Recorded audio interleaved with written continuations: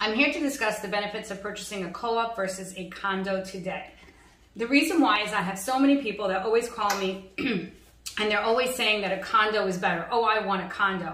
So condos are great. They do have their benefits, which is like basically no rules. As long as you can get the financing for the condo, then it's fantastic. But it's not really an option for most people. And most people end up renting for a really, really long time when they could be purchasing a co-op. And that's what I really want to be pushing right now, which is the benefits of purchasing a co-op versus a condo. And that co-ops are very underrated and condos are overrated. So I'd like to discuss those benefits and those differences. So I've owned two co-ops personally that I purchased in Manhattan. I purchased them, lived in them, sold them, paid no taxes and capital gains. Not because I didn't make any capital gains, I actually did, but I lived in those apartments for more than 2 years, so I paid no capital gains. And I made money because real estate goes up. And that's why I have a job. The benefits of co-ops. So let's go with the first thing. So co-ops are usually in older buildings and they are much bigger apartments than condos. A 2-bedroom co-op is going to be around 1,100 to 1,300 square feet. 1,300 is on the really big end, and if you're really lucky, but you also might be paying more for the 1,300 square foot co-op versus the 1,100 square foot co-op. But they will be around that size. However, a condo, which was built recently, will average out. A condo will usually, if you're lucky, will run 850 square feet. Now, sometimes the newer condos will actually be even less than 800 square feet, like 750 or some random number like 763. And it won't even feel like 750 square feet. It will feel much smaller. And they're putting in a 2-bedroom, a kitchen, a dining room, a living room, all in that small space. And actually, a 1-bedroom co-op will have 700 to 750 square feet. So the same equivalence of that condo. The second big major difference between a co-op and a condo is the price. The co-op price is usually a 2-bedroom, and this is pricing for South Brooklyn, will cost around $400,000 to $450,000, and a condo here in this location will cost around $700,000 to $750,000. So the price is roughly 40% cheaper if you buy a co-op. So people are always telling me, but there's so many rules and the maintenance is so high in a co-op.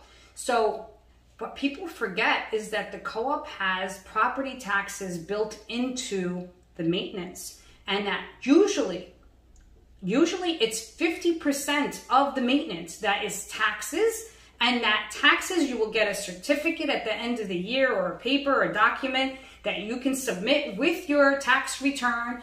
And all of your property taxes is, guess what? It's tax deductible. So if the maintenance is $700, $350 of that maintenance is gonna be property taxes. And that is going to be tax deductible. Whereas a condo has taxes paid for separately and maintenance paid for separately. So also the co-op usually has, it's a large building, and usually there's 60 to 100 apartments in that building complex. So the reserve fund that is built by having all of these people pay application fees, if there's a flip tax, the reserve fund in a co-op is much higher than a condo. Sometimes condos struggle to even maintain 10,000 or 50,000 reserve fund, which means that if something needs to be built in the building, then as a conglomerate, as an association, condo association, they have to get together to agree to pay for something that needs to be fixed in the building. Whereas a co-op, there is a board and the money is there because the reserve fund is large enough. Sometimes they still need to put an assessment, which means that even though there is $400,000, $500,000 in the reserve fund, it's not enough to fix an elevator. So they will still charge an assessment. But the assessment will be distributed among the 60 or the 100 apartments. In the smaller condo boutiques, boutique condo buildings, there's 20 apartments, 25 apartments. There's not much. If there's a very big expense, you're not dividing it by a lot of people and you're paying that assessment. So these are very big differences between a co-op and a condo. in addition, so a lot of people complain about passing the board. That was number 4 for people's complaints. Oh, I have to pass a board. So unless you're a drug dealer or you're in the business of doing something illegal, there's nothing wrong with passing the board. It's basically, and I want to live in a co-op where somebody else is looking at who's coming into my building where my children live. You know, I want someone to do the background check, make sure that they're not criminals, been in jail, I don't know, killed people. I want someone to do that, you know, to check. I mean, so they're not just checking finances, they're checking the person's background check. They're checking to see if they're legit, if they're working, if they have documentation, that their finances are all legit. Condo, basically, you got the money, you could pay for it. You can pay for it in cash. You can pay for it with financing. Nobody cares. That's what it is. So if you have the money to buy a condo, great. And to pay the $750,000, let's say hypothetically. So all these numbers basically are double if you're looking for Manhattan.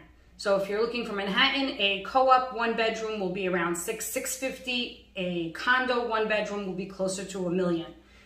So you're still getting a discount if you look at a co-op. So back to the board. So basically, if you're not doing anything illegal and you have nothing to cover up, there's nothing wrong with showing your finances and showing your tax returns and how much money you have in the bank. Only the board and the management of the building is getting to look at that. I don't know if you're extremely private about your finances, then that's your personal issue, but I do rentals as well, and I basically ask people for their W-2, their ID, their social security number. I also get a background check and their credit score, and I ask for bank statements so that I can see that there's money, funds in the bank account. So I'm asking for all of that for a rental. So why shouldn't they ask that for a purchase in a co-op? It's very reasonable. It's really not anything that you wouldn't have done to rent an apartment. So everything that you would do, all the hoops and all the, you know, everything that you're jumping through just to get through a rental is the same thing that you're going to get through for a co-op. The only difference is that you will have board approval. What does that mean? It means that you're going to interview with the board. You might meet 2 people, you might meet 3 people, you might meet 6 people. It depends on how large the building is and how large the board is. It's not a big deal. They just want to see that you're a decent person, that you're clean, you don't smell, that you're a decent person. That's all it is. It's a preliminary interview. They've already looked at your finances. If they have any questions about your finances, if anything looks suspicious, they will ask you about it then. I remember when I purchased my first co-op, it was a small studio, and I had, I don't know, like maybe less than $10,000 in debt. And they said, why are you carrying this debt? And I said, well, I'm paying 3% financing on it. Why shouldn't I? It doesn't make sense to pay it off. I'm only paying 3%. And the guys, and the board member was like, that makes sense. He agreed with me that it doesn't make sense to pay off $10,000 in debt when I was getting 3% for the next year. So I explained that very easily. And it wasn't like I was in debt and I couldn't pay my bill or I couldn't pay it. So the board is also looking to see that you're able to pay your maintenance as well as your mortgage every month. That's what they want, because at the end of the day, if one person doesn't pay the maintenance, then it's falling on the building to cover up for the cost of what that means. The building does have bills. They do pay for insurance. They do pay for heat. The maintenance also includes heat and water, usually, and your property taxes. Sometimes, rarely, in some buildings, it also includes your electricity.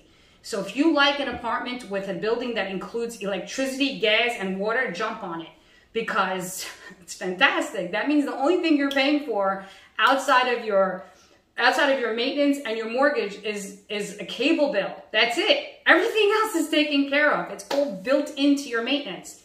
So it's definitely a huge benefit.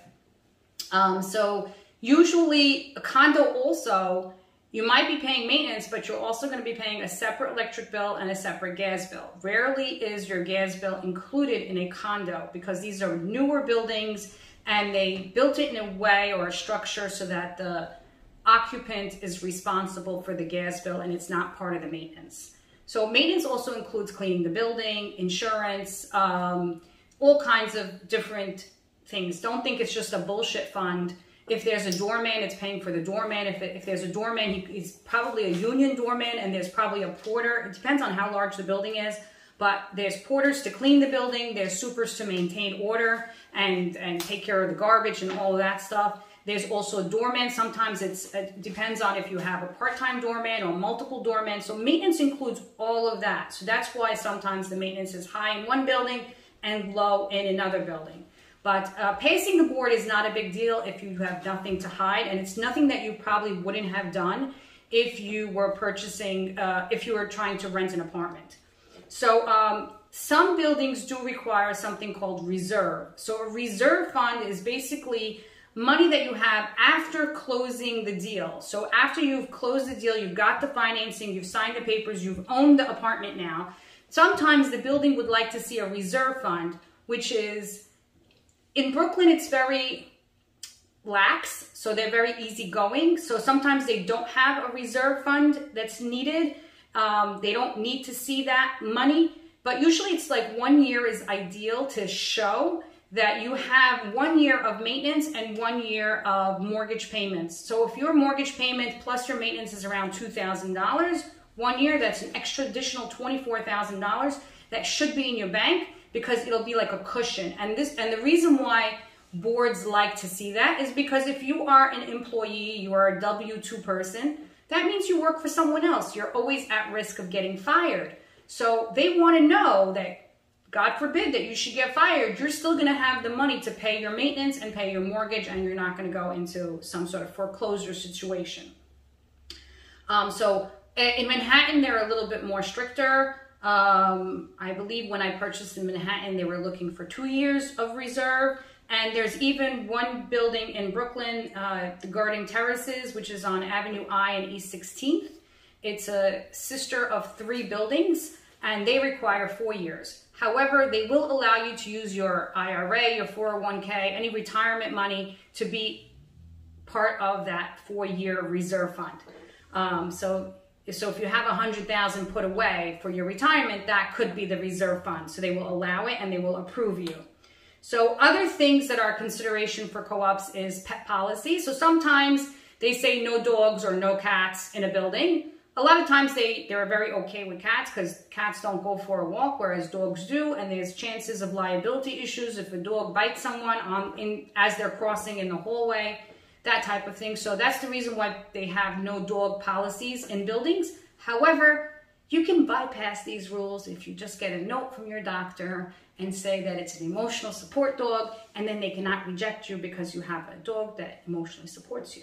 So I don't know about you, but if you have a dog, it makes you feel nice. If you have a cat, it warms up to you. So you can bypass all of these pet policies. The government has protected us. The state of New York has protected us by allowing us to say that we have emotional support dogs, and you can bypass pet policies. So condos basically have no rules. You can always have a pet policy. Another thing that co-ops have that condos usually do not is a flip tax. So some flip taxes are based on shares. So let's say your co-op has 200 shares and it's a $5 flip tax per share. That means that when you sell the apartment, you're going to be paying $1,000, and it's going to go straight into the pocket of the building. So it's going to go into their reserve fund. That's what I was telling you, that the co-ops usually have these large reserve funds, 300, 400, 500,000. It's because of the flip tax, because of application fees. If someone rents an apartment, there's an application fee. If someone sells an apartment, there's an application fee. Now, if you're renting an apartment in a co-op, the landlord, the owner, needs to pay that application fee, because it's illegal for a tenant to pay more than $20 application fee. However, if you're selling an apartment, the person who's buying the apartment pays the application fee. And the application fee can vary. It can be $250, $350, $500. Each building is different. Each building has its own set of rules. So a flip tax also cannot be just like a flat fee, $5 per share. It can also be a percentage. It could be 1%, 2%. Some buildings have 10% on your profit. So each one can be structured differently. The higher the percentages, obviously that's not good. So if a building has a 5% flip tax, that's not good, because that's the same amount of money that you'll pay me to sell your house. And if you're selling your house for an apartment for $400,000, so that's $20,000 that you'll pay your agent and $20,000 that you'll pay your building if there's a 5% flip tax. So you should always be aware that there's a flip tax when you're purchasing an apartment. So that's negative.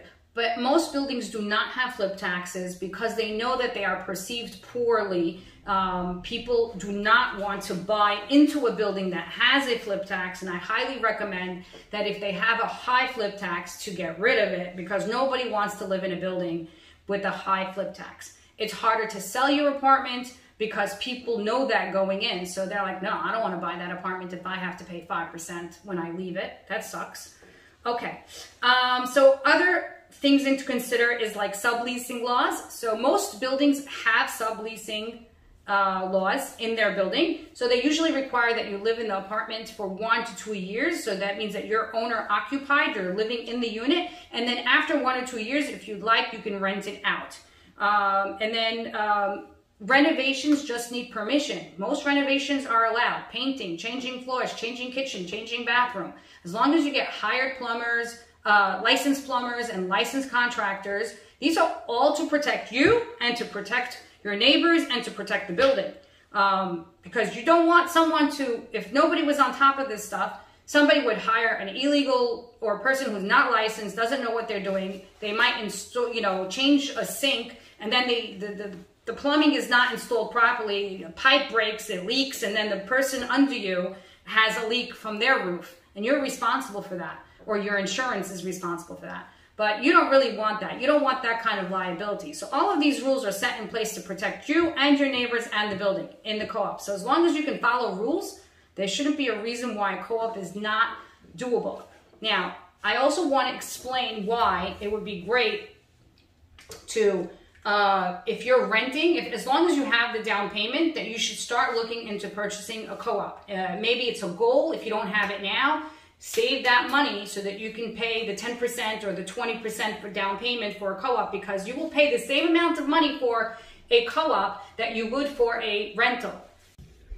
Hi everyone, this is a mortgage calculator, and this is an actual mortgage calculator to an apartment that I currently have listed for sale. Today is July 13th, 2021, so don't call me in 2 years to try to get this apartment. It is a beautiful 2-bedroom, 2-bathroom located at Nostrand Avenue, 2525 Nostrand Avenue, apartment number 3C. So we are currently pricing the apartment at $410,000, and actually my building does have the rare 10% financing, which means that you can put 10% down and get the rest of it financed for 90%. So with the maintenance, it's $651, and your mortgage payment will come out to $2207. Without the maintenance, your mortgage will be $1556. This is a monthly estimate. And this is including 3%. So 2 years from now may not be 3%. But if you have decent or good credit, you should be able to get that 3% rate. Sometimes they might require that you put down 20% to get that 3% rate. But even if you had to pay a little bit more, your maintenance is not going to be that much. But let's change it to 20% and let's see what the numbers look like. So if the down payment is 20%, that means that you're paying 20% of $410,000. That is $82,000 at that 3% rate. This includes the maintenance of $651. Your mortgage payment plus your maintenance will be $2,000.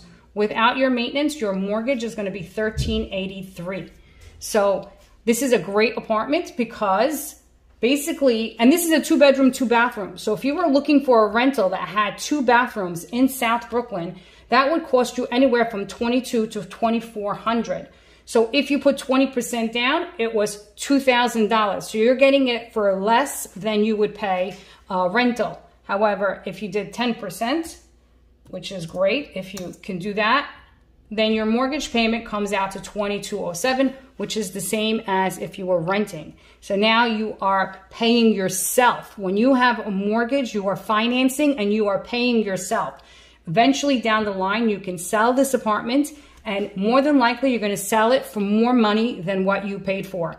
At best, you'll sell it for the same money. Let's say you bought the apartment for $410, you lived in it for 5 years, and you sell it, worst case scenario, for the same amount of money, $410,000. That means that all these mortgage payments are coming back to you because you're getting all the money that you paid for the last 5 years. You're going to get that back. more than likely this apartment will appreciate in 5 years, 10 years. You're more likely going to sell this for more than that price that you paid for it. So this is why, if you are a renter and you have the money for a down payment, I highly recommend that you purchase a co-op. So the benefits of co-ops. So let's go with the first thing. So co-ops are usually in older buildings and they are much bigger apartments than condos. So a 2-bedroom co-op is going to be around 1,100 to 1,300 square feet. 1,300 is on the really big end, and if you're really lucky, but you also might be paying more for the 1,300 square foot co-op versus the 1,100 square foot co-op. But they will be around that size. However, a condo, which was built recently, will average out, I mean, if you're lucky, maybe a 2-bedroom condo will be $850,000.